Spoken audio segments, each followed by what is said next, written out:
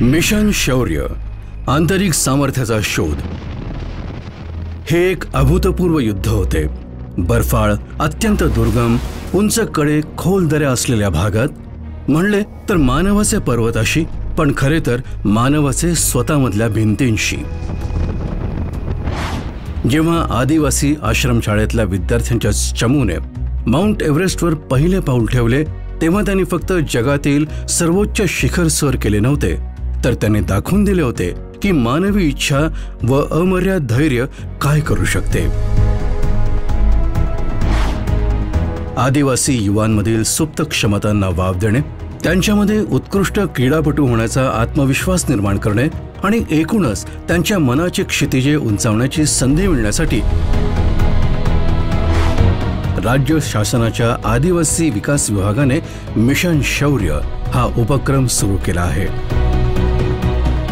विभागाने हाती घेतलेल्या मिशन शौर्याच्या पहिल्या प्रयत्नात आदिवासी आश्रमशाळातील विद्यार्थ्यांनी माउंट एव्हरेस्ट सर करण्याची महत्त्वाकांक्षी योजना आखली गेली। 10 महिन्यांच्या खडतर प्रशिक्षणानंतर निवडलेल्या चंद्रपूरच्या सर्वोत्तम 10 विद्यार्थ्यांसमोर जगातील सर्वात उंच असे एव्हरेस्ट शिखर पार करण्याचे आव्हान होते। या सगळ्याची सुरुवात भोंगीर येथील रॉक क्लाइम्बिंगच्या मूलभूत प्रशिक्षणाने झाली। त्यानंतर तेंजिंग नोर्गे यांनी स्थापन केलेल्या दार्जिलिंग येथील हिमालयन पर्वतारोहण संस्थेमध्ये विद्यार्थी प्रशिक्षणासाठी गेले। या संस्थेमार्फतच विद्यार्थ्यांना रोहतांग ग्लेशियरमध्ये 14,000 फूट उंचीवर आईसक्राफ्ट व स्नोक्राफ्टचे यथार्थ ज्ञान प्राप्त झाले। बर्फाळ थंड वाऱ्यामध्ये बर्फाच्छादित पर्वतकडे सर करण्याची तयारी मुले इथे करू शकली। या सर्व खडतर प्रशिक्षणानंतर आमचे हे ध्येयवादी नायक अंतिम मोहिमेसाठी सज्ज झाले होते। एव्हरेस्ट मोहिमेवर जाणाऱ्या 10 विद्यार्थ्यांचे मनोधैर्य वाढवण्यासाठी त्यांचा माननीय राज्यपाल व माननीय मुख्यमंत्री महोदयांसमवेत दिनांक 10 एप्रिल 2018 रोजी संवाद घडवून आणण्यात आला। आपण नेहमी असं सांगत असतो की फार उंच जा, पण तुम्ही सर्वात मोठ्या उंचीवर चालला। यापेक्षा आता उंच जागा दुसरी कुठली उपलब्ध नाही। त्यामुळे तुमच्या जीवनातला सर्वोच्च क्षण, जो पुढचे 50 वर्ष तुमच्या लक्षात राहील, असा क्षण हा तुम्हाला प्राप्त होतोय।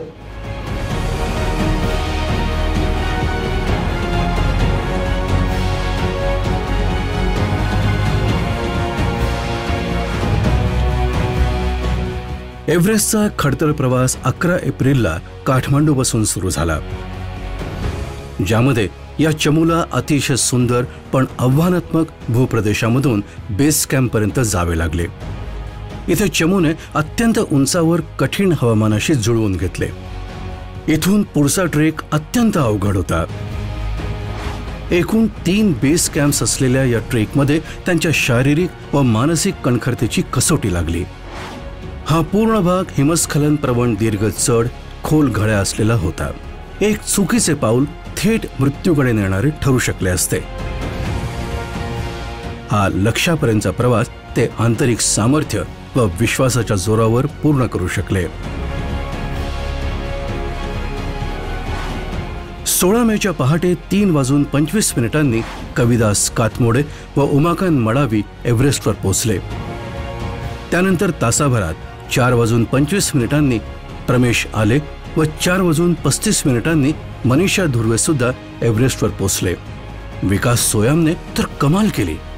आपल्या आजारी सहकार्याला बेस कॅम्पपर्यंत पोहोचवून त्याने पुन्हा चढाई केली व दुसऱ्या दिवशी म्हणजे 17 मेला पहाटे 4:55 एव्हरेस्ट सर केले। राज्यातील आदिवासी जमातीतील कोणीही आजवर एव्हरेस्ट सर केले नव्हते।